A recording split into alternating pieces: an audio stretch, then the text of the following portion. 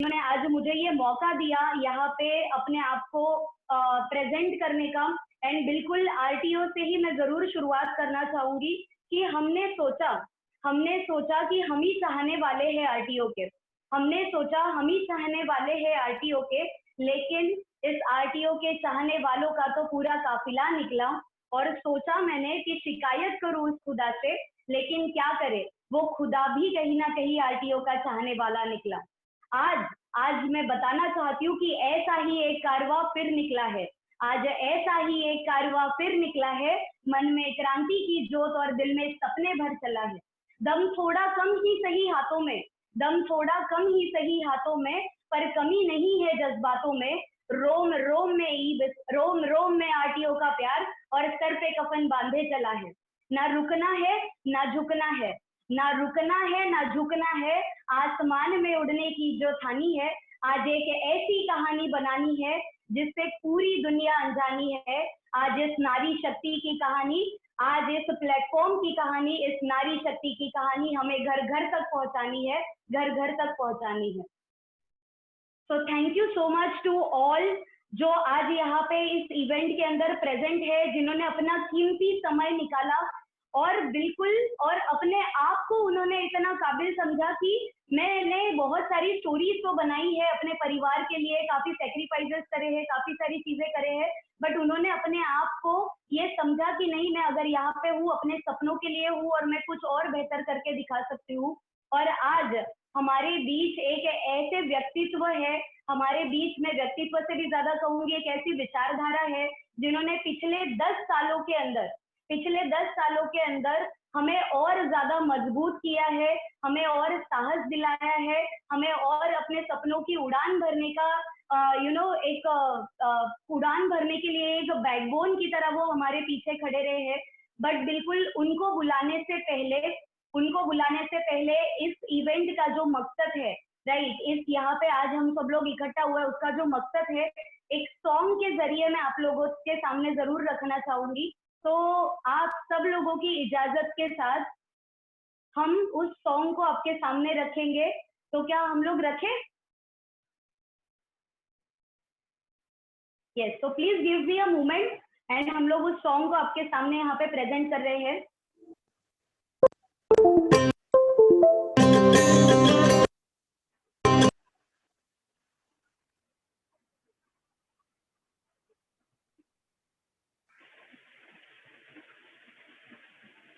Thank you so much Neha ji हमें ये video दिखाने के लिए।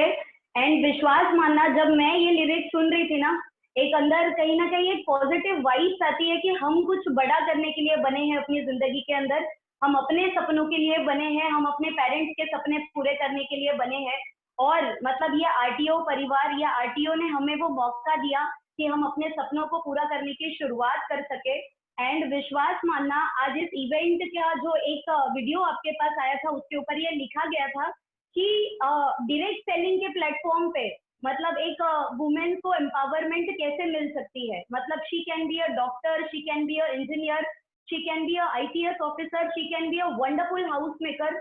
बट बिलीव मी, आज इस पूरे इवेंट को सुनने के बाद, आज उस व्यक्तित्व को सुनने के बाद, उनकी विचारधारा को सुनने के बाद आपको यह विश्वास होगा कि डायरेक्ट सेलिंग एक ऐसा जरिया है, एक ऐसा प्लेटफॉर्म है जहां पे आप अपने सपनों को पूरा कर सकते हो, आप अपने सपनों की उड़ान भर सकते हो। आप अपने सिर्फ अपने सपने नहीं, अपने पेरेंट्स के सपने भी पूरे कर सकते हो। तो इस इवेंट की मैं शुरुआत करना चाहूंगी आप सबके स्वागत के साथ। एंड सबसे पहले तो मैं एक इंस्ट्रक्शन देना चाहूंगी कि प्लीज अगर कोई बॉयज अगर इस इवेंट के अंदर कनेक्टेड है तो कृपया करके वो इस इवेंट को लीव कर दे, बिकॉज काफी सारी ऐसे गर्ल्स है, काफी सारे ऐसे लेडीज है जो इस इवेंट को कनेक्ट करना चाहती है, बट जस्ट बिकॉज कि यू आर देयर आप उनको आप कनेक्ट करने का मौका दीजिए, और वो कनेक्ट नहीं हो पा रहे just because you are there. इस पूरे इवेंट की रिकॉर्डिंग होने वाली है, तो ये रिकॉर्डिंग आप लोगों तक जरूर पहुंचेगी। तो आप अपने किन्हीं भी दोस्तों तक जो आपकी मतलब दोस्त है, लड़कियां है, और उन तक आप इस इवेंट को पहुंचाना चाहते हो, ये रिकॉर्डिंग आप तक पहुंचेगी और आप उन तक पहुंचा सकते हो। बट आज इस इवेंट को जो लोग लाइव सुनना चाहते हैं और इतने समय से इंतजार कर रहे हैं उस इवेंट का। काफी सारे लोगों का रात भर भी मुझे मैसेज आ रहा था, सुबह से मैसेजेस आ रहे हैं कि they are very excited for this event, right. तो प्लीज मतलब आप जितने भी बॉयज हैं प्लीज इस इवेंट को लेफ्ट कर दीजिए ताकि सारे लड़कियों को इस इवेंट के अंदर आने का मौका मिले। Thank you so much, right. और आप सब लोगों के इजाजत से मैं आज उस व्यक्तित्व को आपके सामने रखने जा रही हूँ। विश्वास मानना वो सिर्फ एक व्यक्तित्व नहीं है हमारे लिए, वो एक विचारधारा है, वो एक ऐसे गुरु है जिन्होंने सिर्फ मतलब सबको रास्ता दिखाया है आगे बढ़ने का, बट हमारे लाइफ में उनका एक अलग कंट्रीब्यूशन रहा है। यहाँ पे जितनी भी लड़कियां हैं डायरेक्टली और इनडायरेक्टली हर कोई इस बात को मानेगा कि उनके लाइफ में उनका एक कंट्रीब्यूशन रहा है, उनको एक मजबूती मिली है इस परिवार के अंदर आने के बाद, उनको एक मजबूती मिली है अपने सपनों को पूरा करने के लिए, उनको एक मजबूती मिली है अपने डिसीजंस को लेने के लिए, उनको एक मजबूती मिली है अपने सपनों की उड़ान भरने के लिए। तो आज उस ऐसे व्यक्तित्व को, एक ऐसी विचारधारा को मैं आपके सामने रखने जा रही हूँ जिन्होंने डायरेक्ट सेलिंग के अंदर बड़े बड़े रिकॉर्ड्स बनाए हैं और पिछले 10 सालों के अंदर हम जैसे कई लड़कियों को एक इंस्पिरेशन दी है, एक ताकत दी है कि आज हम अपनी स्टोरी कहीं ना कहीं काफी सारे लड़कियों तक पहुंचा पाए, काफी सारे कस्बे तक पहुंचा पाए। तो एक ऐसे व्यक्तित्व को मैं यहाँ पे बुलाने की आपसे इजाजत चाहती हूँ। यस, हमारे लिए वो इंस्पिरेशनल गुरु है, is a king of heart, दिलों के राजा। एंड मैंने उनके लिए कुछ लाइंस प्रिपेयर करी है, राइट। तो आप सब लोगों के इजाजत से मैं उस लाइन से उनका स्वागत जरूर करना चाहूंगी। एक दिन ढूंढने निकली थी सपनों का आशिया, ध्यान से सुनना। एक दिन ढूंढने निकली थी सपनों का आशिया, मिला ये आरटीओ परिवार और आपका ये सुंदर सा जहां। जब भी हम भटक जाते थे, जब भी हम राह में कहीं भटक जाते थे, आप हमें सही राह दिखाते थे। आप वो इंसान है, जब हम भटक जाते थे आप हमें सही राह दिखाते थे। मुश्किल है हमें समझना, मुश्किल है हमें समझना, पर आप ये काम आसानी से कर जाते थे। चरित्र के इस पाठ को आपने हम तक पहुंचाया है।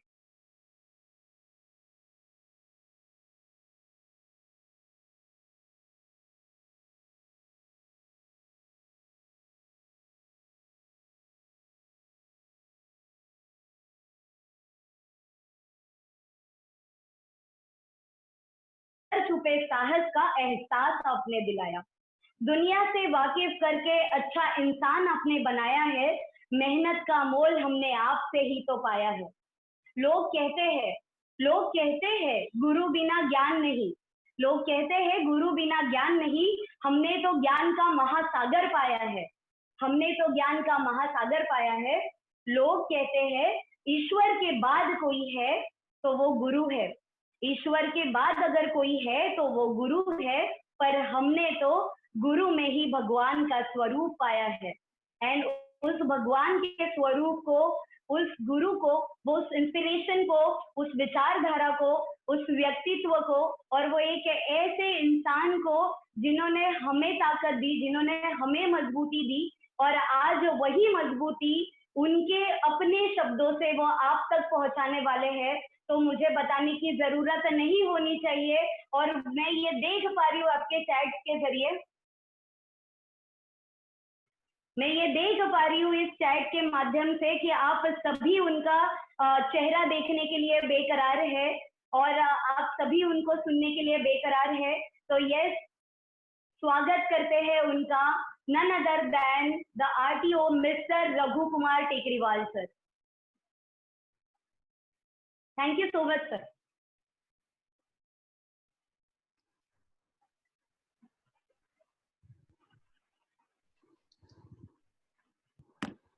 Good morning, everyone. Am I audible to each and every one of you? Yes. Thank you, all these powerful women from my team for giving me this opportunity to share my experience with you. And believe me, today I'm talking on a topic called Nari Shakti. लेकिन जब आप आज 1000 नारियों के बीच में मैं बैठ के बात कर रहा हूं, तो मुझे ऐसा लग रहा है कि शक्ति आपको नहीं, शक्ति की जरूरत शायद थोड़ी मुझे है. Little nervous on this side. Nevertheless, I'll try to manage. My name is Raghu Tekriwal, and आज कुछ टॉपिक में मैं आपके साथ बात करना चाहता हूँ. 1 second.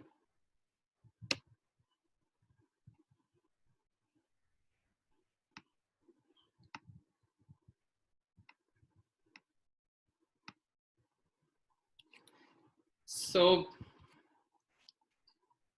I welcome each and every powerful women in this powerful seminar, a powerful session which you can say today. My name is Raghu Tekriwal, and I have been privileged. मुझे मौका मिला पिछले 10 सालों में कई सारी लड़कियों के साथ किसी एक ऐसे काम के साथ जुड़ने का जिसमें मैंने उनके पोटेंशियल को पहचाना और जिसमें मैं ये देख पाया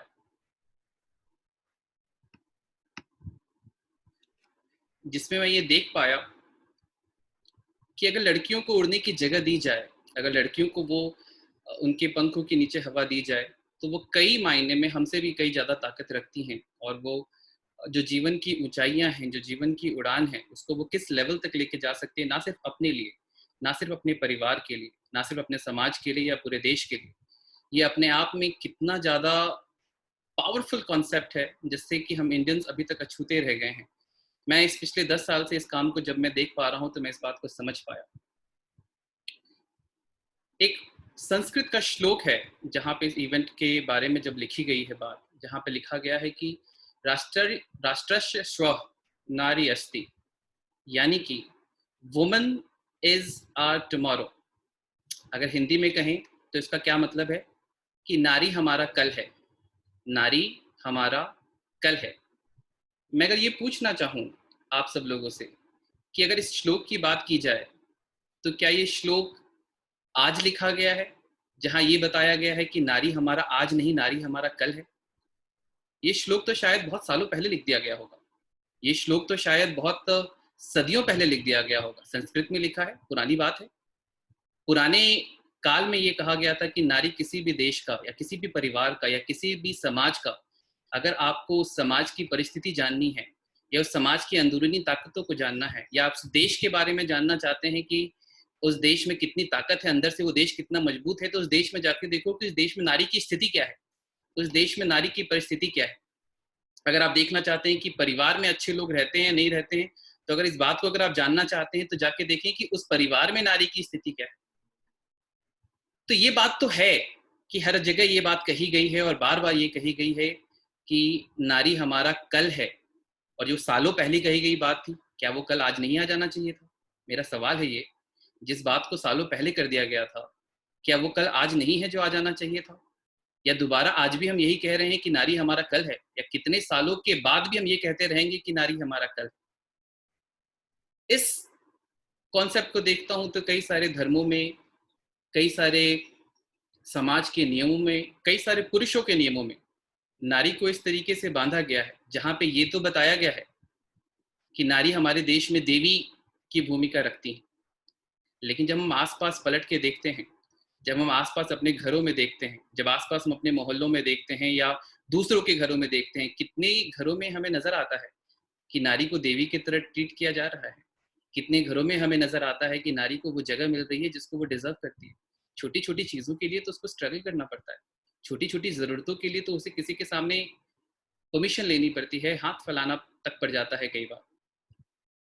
तो ये बात तो है कि हमारे धर्मों में नारी को देवी का तो रूप दिया गया, लेकिन एक बराबरी का हिस्सा जो इंसान के रूप में उसे मिलना चाहिए था, आज भी वो उस बराबरी के हिस्से से अछूती रह गई है. हाँ, देवी जरूर है घरों में, ग्रंथों में, बातों में, हर जगह उसे देवी का हिस्सा दिया गया.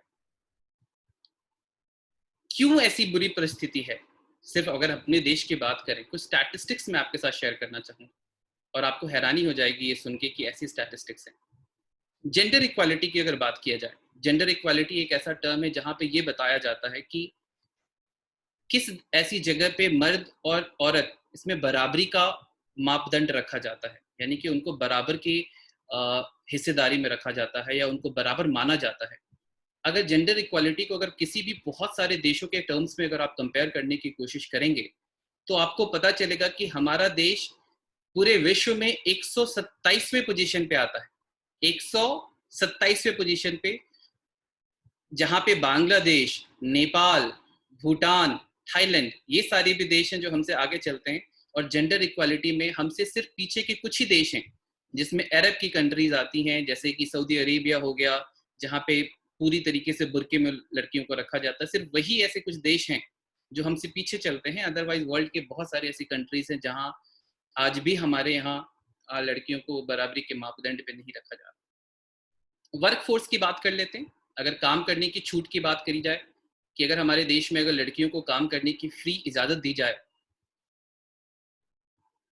तो आपको हैरानी होगी ये जान के कि इस देश में जितने भी लोग काम करते हैं उसके सिर्फ 20% हिस्सा ऐसा है जो लड़कियों के समाज के थ्रू है और 80% हिस्सा ऐसा है जो लड़कों से कंट्रोल किया जाता है। जबकि अब बहुत सारी ऐसी कंट्रीज हैं जहां पे 40% है ये नंबर।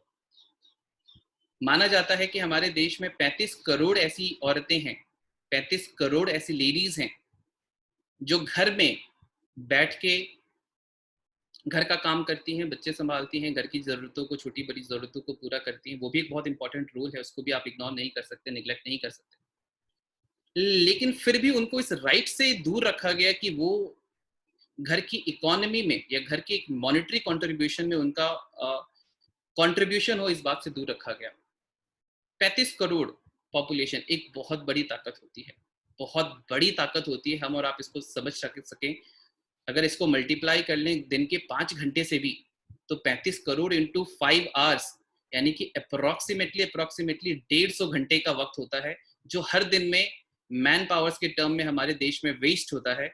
लेकिन अप्रोक्सीमेटली इतने ही घंटे जापान की पूरी जनसंख्या मिलके पूरे एक महीने में काम करती है, जितना हमारे देश में एक दिन में हम वेस्ट कर दिया करते हैं, जस्ट बिकॉज औरतों को वो एक सही जगह नहीं मिल पाई, वो एक प्लेटफॉर्म नहीं मिल पाया, या वो इक्वल अपॉर्चुनिटी नहीं दी गई। शायद ये एक बहुत बड़ी वजह है कि हम बहुत सालों से आज हम सब लोग एक डेवलपिंग नेशन की रूप में ही आगे बढ़ रहे हैं। तो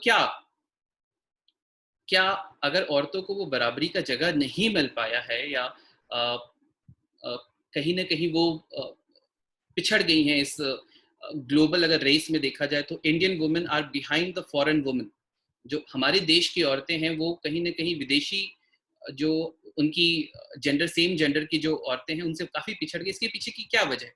क्या हमारे देश की औरतों में ताकत कम है? मैं नहीं मानता इस चीज को। क्या उनकी क्वालिटीज कम है? मैं नहीं मानता, क्योंकि मैंने 10 सालों से काम किया है, मैं तो जानता हूँ। शायद मैं अपने अंदर इतनी क्वालिटीज नहीं देखता जितना मैं उनके अंदर देख पाता हूँ। कई सारी क्वालिटीज की बात कर, मल्टीटास्किंग की बात कर लें, एक बार में जो ज्यादा काम करने की एबिलिटी होती है। अगर हम मर्दों को देखें तो हम एक बार में एक ही काम कर सकते हैं, दूसरा काम अगर हमें दे दो तो हम फ्रस्ट्रेट हो जाते हैं। लेकिन मैं औरतों को देखता हूं तो वो किचन में कुकर में क्या चढ़ा हुआ वो भी उनको पता चल रहा है, बेटे की रोने की आवाज आ रही है वो भी उनको समझ में आ रहा है, सीरियल में कौन से सीन में क्या चल रहा है उनका ध्यान वहां भी चल रहा है, और दादी अम्मा को दवा देनी है वो भी उनका एक ही वक्त पे ये 3 4 5 चीजें वो किस तरीके से और कितनी बखूबी से कर पाती हैं। मैं नहीं मानता कि किसी भी मेल पर्सन के लिए ये पॉसिबल है इतनी सारी मल्टीटास्किंग को एक साथ कर पाना। क्वालिटीज में मैं नहीं मानता। हार्ड वर्किंग, मेहनत करने की बात करी जाए तो क्या औरतें कम है? मैं नहीं मानता इस चीज को, बिल्कुल नहीं मानता। अगर आप देख लें, मैं शायद आप लोग मेट्रो से बिलोंग कर रहे हैं, आपने इस कॉल में मेट्रो दिल्ली, मुंबई और पता नहीं किन किन शहरों से कनेक्ट किया है, लेकिन अगर आप रूरल इंडिया में जाके चले जाएं तो लड़कियां सिर्फ घर का काम नहीं संभालती। आप जाके देखेंगे ना तो वो खेतों में भी काम करती हैं, घर का भी काम करती हैं, खेतों में भी काम करती हैं और बच्चों को भी संभालती हैं, और कई बार और भी एक्स्ट्रा काम हो जाए तो वो भी करती हैं साथ साथ। और उनके हस्बैंड को कई बार देखा जाए तो पता चलता है कि वो वहीं खाट बिछा के हुक्का पी रहे हैं। और ये मैं कोई ऐसी बात नहीं कह रहा कि बहुत एक्सेप्शनल केसेस हैं, ये बहुत ज्यादा तादाद में हो रहा है। सो हार्ड वर्क की बात की जाए, मुझे लगता है कि जितनी मेहनत सुबह से शाम अपने घर में, अगर हम अपनी पेरेंट्स माँ को देख लें या किसी भी लेडी को देख लें जो सुबह से शाम वो मेहनत करती हैं, तो हार्ड वर्क में तो लड़कों के तो पसीने छूट जाए जितनी मेहनत आप कर सकते हैं। मैं इस क्वालिटी में भी आपको कम नहीं मानता। हिम्मत क्या आप में हिम्मत कम है? क्या आप में गट्स कम है? मैं इसको नहीं मानता। क्यों नहीं मानता? क्योंकि आप देखना कि कभी भी घर में कोई बुरी परिस्थिति आती है ना, तो सबसे पहले इंसान गिव अप कौन करता है? घर का मर्द गिव अप करता है या घर की लेडीज गिव अप करती है? और आप देखेंगे जब घर के मर्द गिव अप करते हैं तो लेडीज उनका कितना बड़ा सहारा बन जाती है। मैंने अपनी अपनी फैमिलीज में देखा है कि जहाँ पे जेंट्स ने इतनी ताकत नहीं दिखाई, वहां पे औरतें कितनी मजबूती से खड़ी होती। और मैंने कई और भी फैमिलीज में देखा। मुझे मौका मिला आज इस देश की लाखों फैमिली से कनेक्ट करने का इस 15 साल के अंदर, इसलिए मैं कुछ एक्सपीरियंसेस आप लोगों के सामने शेयर कर पा रहा हूँ। सिर्फ अर्बन ही नहीं, सिर्फ रूरल ही नहीं, सिर्फ रिच ही नहीं, सिर्फ गरीब ही नहीं, हर किसी किस्म के तबके के लोगों के साथ मुझे कनेक्ट करने का मौका मिला। इंटेलिजेंट नहीं होती है लड़कियां, मैं नहीं मानता इस चीज को। कल्पना चावला को देख लें आप, इंदिरा गांधी को देख लें, कॉर्पोरेट वर्ल्ड में आप इंदिरा नूई को देख लें। कई ऐसे एग्जाम्पल्स हैं आपके सामने जहां पे उनकी इंटेलिजेंस को अगर आप चैलेंज करने की कोशिश करेंगे, आप कई बार ऑफिस में भी आप देखेंगे तो पता चलेगा कि जितनी अच्छी तरीके से कोई काम लड़कियां फाइन और फाइनर डिटेल से कर पाती हैं, उतनी अच्छी तरीके से लड़के नहीं कर पाते। तो क्वालिटीज में कोई दिक्कत नहीं है, हर तरीके की ताकत रखती है। हाँ, सिर्फ एक जगह हम मान सकते हैं कि लड़के लड़कों से पीछे की शारीरिक ताकत कम होती, वो भी इसलिए क्योंकि उनको बार बार एहसास दिलाया गया है कि तुम कमजोर हो, और थोड़ा सा भगवान ने भी जेनेटिकली थोड़ा ऐसा बनाया है। लेकिन अदरवाइज देखा जाए तो प्रैक्टिस करने पे आज कितनी सारी लड़कियां हैं जो आर्मी में हैं, कितनी ऐसी लड़कियां हैं जो लड़ाकू विमान चला रही हैं। आज इंडियन एयरफोर्स ने स्पेशल विंग तैयार किया है लेडीज के लिए। आज इंडियन आर्मी के लिए स्पेशल कॉम्बैट ऑपरेशन में लड़कियां पार्टिसिपेट कर रही हैं। समाज का कोई ऐसा तबका नहीं है जहां पे लड़कियों को जहां मौका दिया जाए, जहां अपॉर्चुनिटी दी जाए, और जहां पीछे कोई संभालने वाला हो, जहां पीछे कोई सपोर्ट करने वाला हो, जहां पीछे कोई हौसला देने वाला हो, वहां लड़कियों ने बड़े बड़े झंडे नहीं गाड़े हैं। मैं इस बात को नहीं मानता। फिर यहाँ पे कंडीशन वही आ जाती है कि पीछे कोई सपोर्ट करने वाला हो, पीछे कोई हौसला देने वाला हो, पीछे कोई उनका हाथ पकड़ने वाला हो, पीछे कोई विश्वास दिलाने वाला हो कि तुम कर सकते। तो इन सारी क्वालिटीज के बाद भी क्यों आज कुछ ही पर्टिकुलर जॉब्स हैं जहां पे लड़कियां नजर आती हैं? जैसे टीचिंग के जॉब्स हो गए, वहां लड़कियां नजर आ जाएंगी। नर्सिंग के जॉब्स हो गए, वहां लड़कियां नजर आ जाएंगी। मैं कॉर्पोरेट में भी कई बार देखता हूँ अच्छी खासी एमबीए की भी पढ़ी लिखी लड़कियां, अच्छी खासी, मतलब आपने इंजीनियरिंग करी, आपने एमबीए किया, फिर जाके आपने किसी बड़े अच्छे कंपनी में जाके जॉब करनी शुरू करी, और उसके बाद 2 साल 3 साल शादी हो जाती है, और उसके बाद बच्चों के कारण आप अपना पूरा जो करियर, जो आपने ड्रीम जो आपने बसाए थे, वो सारा खत्म करके फैमिली में किचन इज द डेस्टिनेशन। क्या हर औरत का आखिरी मंजिल घर का किचन ही है? ये सवाल मैं आपसे पूछना चाहता हूँ।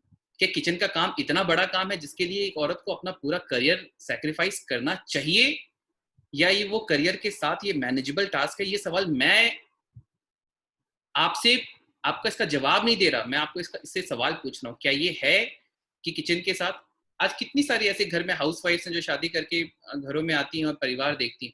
मैं जानता हूँ कि 9 बजे से पहले उनके पास बहुत सारा काम होता है, जब तक उनके हस्बैंड और बच्चे ऑफिस नहीं चले जाते या स्कूल्स नहीं चले जाते। 5 बजे के बाद उनके पास बहुत सारा काम होता है, जब उनके हस्बैंड्स के आने का टाइम होता है। लेकिन बीच में ये 9 से 5 का वक्त क्या करती हैं हमारे देश की बहुत सारी लेडीज? टीवी पे क्राइम पेट्रोल देखते हैं, और क्राइम पेट्रोल देखने का तो ये नतीजा है कि अगर आप उसको 1 महीने तक लगातार देख लो तो आपको लगने लगेगा कहीं मेरा पति ही क्रिमिनल तो नहीं है। इस हद तक वो आपके जहन में बैठ जाती है, आपको हर दूसरा इंसान कातिल ही लगता है। अपने बच्चों के दोस्तों पे भी आप शक की नजर से देखते हैं कि भाई ये आपको कहीं गुमराह करके आपको कहीं लेके तो नहीं जाएगा। सतर्क रहें और सुरक्षित रहें। ये शब्द दिन में पता नहीं कितनी बार आपके कानों में गूंजता है कि सतर्क रहें और सुरक्षित रहें। ठीक है, सुरक्षित रहना है, लेकिन क्या ये सतर्क रहना, सुरक्षित रहना आपके दिमाग में जिस चीज को आप बार बार देखोगे, क्राइम हर जगह है, दर्द दुनिया में हर जगह है, लेकिन अगर किसी दर्दनाक जगह को हम बार बार देखते रहें तो पता चला दूसरे की जिंदगी का दर्द कब अपनी जिंदगी में आ गया, इस बात का एहसास ही नहीं होगा। तो ये जो हमारा फालतू सा वक्त है, या ये जो हाउसवाइफ जो वेस्ट करती हैं, कर पाती हैं या कर जाती हैं किसी भी तरीके से, या मैं अगर कहूँ जो कॉर्पोरेट्स में जहाँ पे औरतें बहुत अच्छी तरीके से अपनी करियर को बिल्ड करने के बाद भी उनको फ्लेक्सिबिलिटी नहीं मिल पाती, उनको वर्क और लाइफ का जो बैलेंस चाहिए कि कैसे घर को भी संभालें, कैसे घर बच्चों को भी संभालें और कैसे काम को भी संभालें, जो कई बार ये जो असमंजस में हमेशा लड़कियां पड़ी रह जाती हैं, जिसके कारण वो अपना अच्छा खासा बनाया हुआ करियर छोड़ देती हैं। क्या ऐसी सिचुएशंस में क्या कोई सोल्यूशन नहीं है? मैं नहीं मानता कि दुनिया में अगर प्रॉब्लम है तो सोल्यूशन नहीं है। प्रॉब्लम बहुत हैं, एक प्रॉब्लम खत्म होगी तो दूसरी भी आएगी, लेकिन ये भी मैं मानता हूँ कि जिस इंसान के अंदर प्रॉब्लम को सॉल्व करने को और प्रॉब्लम को देखने के बाद उसको सोल्यूशन की तरफ पहुंचाने का नजरिया है ना, तो वो हर बात एक एक करके चैलेंज की तरह उसको सॉल्व करता चला जाता है। क्यों ऐसी दिक्कतें हैं, क्यों ऐसा सोचा जाता है, क्यों ऐसे लड़कियां पीछे रह जाती? एक बहुत बड़ी वजह तो ये लगता है कि समाज की विचारधारा, जहाँ पे आज बहुत सारी इंडियन ऐसी फैमिलीज है जहाँ पे ऐसा माना जाता है कि ज्यादा पढ़ लिख के क्या होगा, अल्टीमेटली तो घर ही संभालना, चौका चूल्हा ही संभालना है, अल्टीमेटली चौका चूल्हा ही संभालना है। क्यों भाई, क्यों? क्या मतलब आज इंडिया में पढ़ी हुई गांव की किसी लड़की का ड्रीम नहीं है कि वो अमेरिका जाके काम कर सके, कनाडा जाके काम कर सके? और इसमें मैं बहुत ज़्यादा रिस्पॉन्सिबल और बहुत ज़्यादा इस चीज़ के लिए ब्लेम करना चाहता हूँ पेरेंट्स का, जहाँ पे पेरेंट्स की भी विचारधारा आज के युग में भी इसी तरीके की है, जहाँ पे लड़कियों को इस तरीके से डिफ्रेंशिएट किया जाता है कुछ फैमिलीज में। और मैं आपको बताना चाहता हूँ कि हो सकता है कि आपके घर के बच्चे लड़के उतना अच्छा ना कर पाए, लेकिन अगर आप अपनी लड़कियों को ताकत दोगे और उन पर विश्वास दिखाओगे ना, तो पता नहीं वो कहाँ से कहाँ आपके और आपके परिवार के जीवन को लेके चली जाएंगे, आपको इस बात का एहसास भी नहीं है। और ये मैंने अपनी आंखों के सामने और अपने जीवन में कई बार होते हुए देखा है, इसलिए मैं आपके साथ शेयर कर पा रहा हूँ। एक तो है कि समाज की विचारधारा में दिक्कत है, ये बात भी है, जहाँ पे लोगों को लगता है कि लड़कियों का काम किचन तक है, ज्यादा पढ़ लिख के क्या करना, करियर बना के क्या करना, उसमें प्रॉब्लम। दूसरी प्रॉब्लम लड़कियों में भी है कि वो एक्सेप्ट कर लेती हैं इस चीज को, वो एक्सेप्ट कर लेती हैं कि आपका जीवन वहीं तक सीमित है। आपके इस एक्सेप्टेंस ने, आपके इस हर बात को मान लेने के इस एटीट्यूड ने आपने आपको आप कभी देखे कि आपने आपको अपने जीवन में कहां पहुंचा दिया? छोटे होते हैं, हमारे बचपन में हमारे फैसले माँ बाप लेते हैं, लेना भी चाहिए, अच्छे बुरे का बहुत अच्छा ज्ञान है उनको। थोड़ा और बड़े होती हैं लड़कियां, फिर उनके फैसले उनके भाई लेने लगते हैं। थोड़े और बड़े होते हैं, उनके फैसले बॉयफ्रेंड लेने लगते हैं। और बड़े होते हैं, शादी होती है, पति लेते हैं। और बड़े हो जाते हैं, उसके बाद उनकी जिंदगी के फैसले बच्चे लेते हैं। तो आपकी पूरी जिंदगी के फैसले, चाहे आप जब छोटी थी तब से, या जब बड़ी भी हो गई तब भी, आपने कब अपनी जिंदगी के बारे में सोचा? आपने कब ऐसा कोई फैसला लिया जिसमें अच्छा भी हुआ तो उसके जिम्मेदार आप हैं, और जिसमें बुरा भी हुआ तो उसके जिम्मेदार आप हैं? हाँ, यही हो सकता है ना, ज्यादा से ज्यादा आप फैसला लेंगे तो कुछ चीजें अकॉर्डिंगली नहीं चलेंगी, कुछ गलत हो सकता है, कुछ नुकसान हो सकता है। आज कौन सा बहुत अच्छा चल रहा है? कौन से हमारे देश की लेडीज की सिचुएशन बहुत अच्छी है? हाँ, ताकतों के मामले में, क्वालिटीज के मामले में मैं दोबारा कहना चाहूंगा कि विजन अगर अच्छा हो, अगर देखना है, और पैसों का सही इस्तेमाल कैसे होना चाहिए अगर ये देखना चाहिए, तो लड़कियों की ताकत अगर देखी तो डिमोनेटाइजेशन में याद आ गया, जहां पे हमारे घर में पतियों की इनकम कुछ नहीं थी, लेकिन लेडीज के पास से कितना सारा पैसा निकला। तो पैसे की संभालने की कला भी उनके पास बहुत खतरनाक है। तो बिजनेस करने के लिए तो यही सारी क्वालिटीज लगती है, एंटरप्रेन्योरशिप के लिए तो यही सारी क्वालिटीज लगती है, फिर भी लड़कियां पिछड़ी। 20% इज द नंबर, 20%, 80% लड़के काम करते हैं और 20%। और इसकी जो सबसे बड़ी वजह और सबसे बड़े जिम्मेदार अगर मैं किसी को देना चाहूंगा, समाज तो करता ही है। हर एक इंसान जो गिरी हुई है, जो दबी हुई है, जो कुचली हुई है, जब वो उठना चाहेगा तो समाज उसको फिर से दबाने की कोशिश करेगा, because the society does not want any change. Society को बदलाव पसंद नहीं है, जो जैसा चल रहा है वैसा ही चलते रहना चाहिए। इस सिस्टम को डिस्टर्ब नहीं करना है, इस बैलेंस को डिस्टर्ब नहीं करना है, जो लिखा गया है उसी तरीके, जो सदियों से चलता आ रहा है उसी तरीके। लेकिन आप किसी भी चीज को बहुत ज्यादा देर तक तो नहीं दबा सकते। तो ये जो फैसले हमारे आज तक किसी और ने लिए हैं, अगर ये फैसले लेने की जिम्मेदारी और इस फैसले लेने की रिस्पॉन्सिबिलिटी और इस फैसले पे खड़े होने की आपकी हिम्मत और गट्स अगर आप दिखाएं, तो मुझे लगता है कि लड़कियों के पास आज मार्केट में और बाहर इतनी ज़्यादा अपॉर्चुनिटीज़ हैं कि आपका जीवन सिर्फ एक छोटे से किचन में ना खत्म हो जाए, छोटे से घर की चार दीवारी में ना खत्म हो जाए। लॉकडाउन तो आज पूरी दुनिया के लिए आज आया है, औरतों के लिए तो सदियों से चलता आ रहा है। Yes no, you have been lockdown, हमेशा से आपको लॉकडाउन, तुम ये नहीं जाओगे, तुम वहां नहीं जाओगे, तुम ये नहीं करोगे। एक कंसर्न है कि आपकी सिक्योरिटी, बिल्कुल जेन्युइन बात है, आपकी सिक्योरिटी इंपॉर्टेंट है कि आप कहीं कुछ गलत ना हो जाए लड़कियों के साथ, कंसर्न है ये, और इस बात का ध्यान रखना चाहिए। बट मुझे ऐसा लगता है कि जब बहुत ज़्यादा कम लड़कियां घर से बाहर निकलती है तो उनके लिए और खतरनाक है। जब ज़्यादा से ज़्यादा लड़कियां बाहर निकलेगी तो किसी की हिम्मत नहीं होगी किसी लड़की की तरफ बुरी आंख दिखाने की। किसी समाज में, जिस समाज में किसी चीज़ को बहुत ज़्यादा, और अगर क्राइम की बात अगर आप करें, नंबर आप उठा के देख लें, गूगल पे सर्च कर लें, जितना क्राइम लड़कियों के साथ घर के बाहर नहीं होता, उससे ज़्यादा क्राइम घर के अंदर होता है। आप गूगल पे उठा के देख लीजिए, ये नंबर है।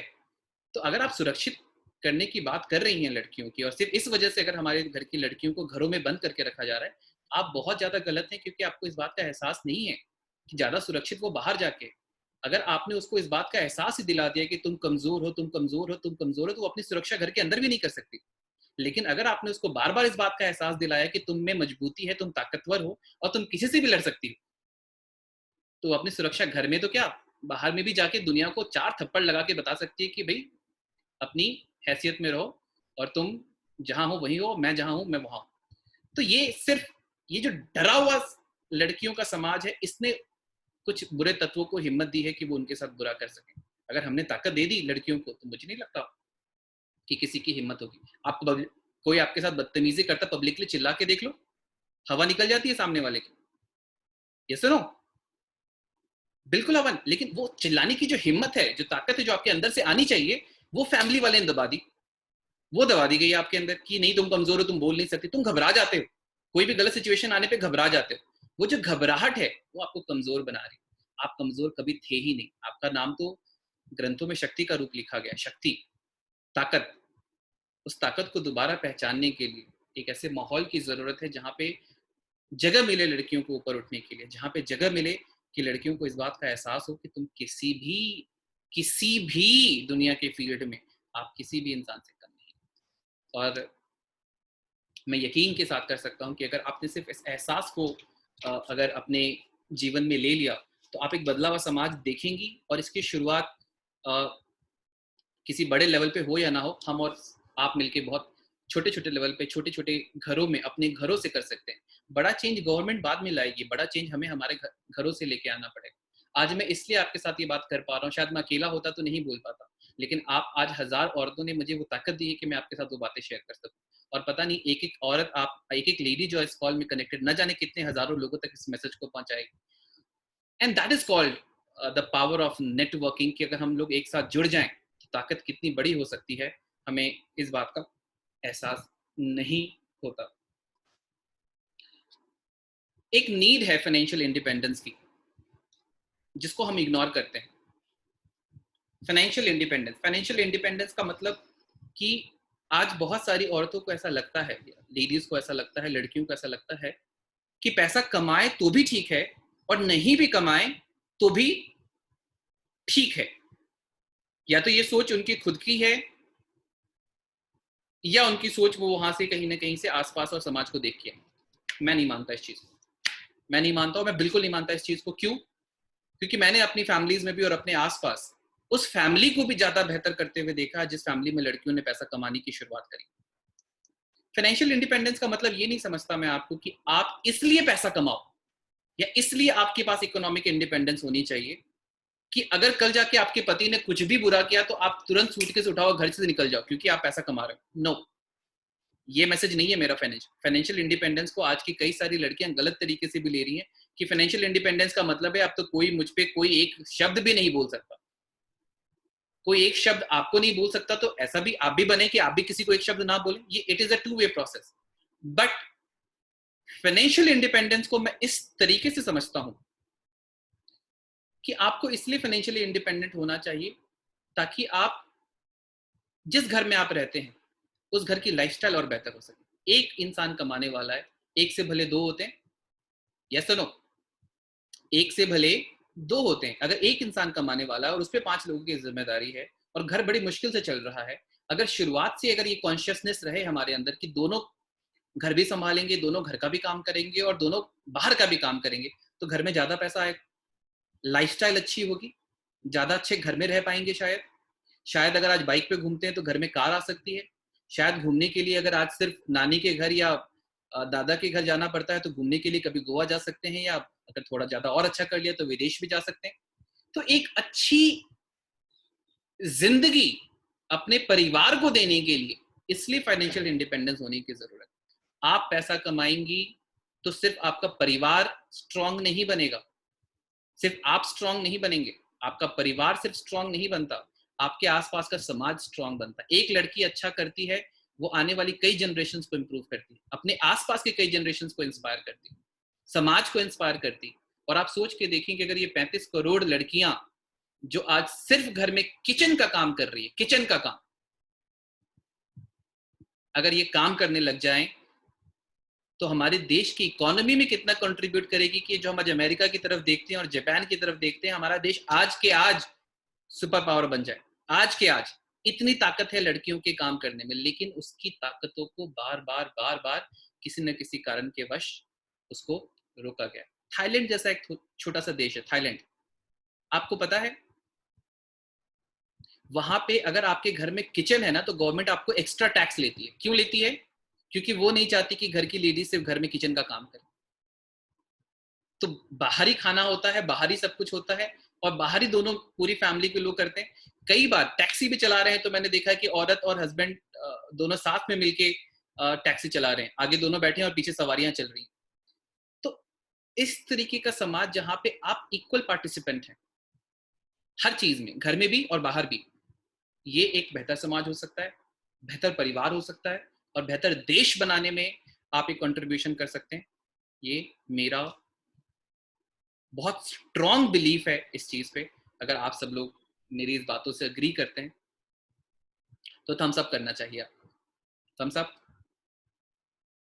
आई can see in the chat box. Thank you. तो अगर आप इस बात को मानते हैं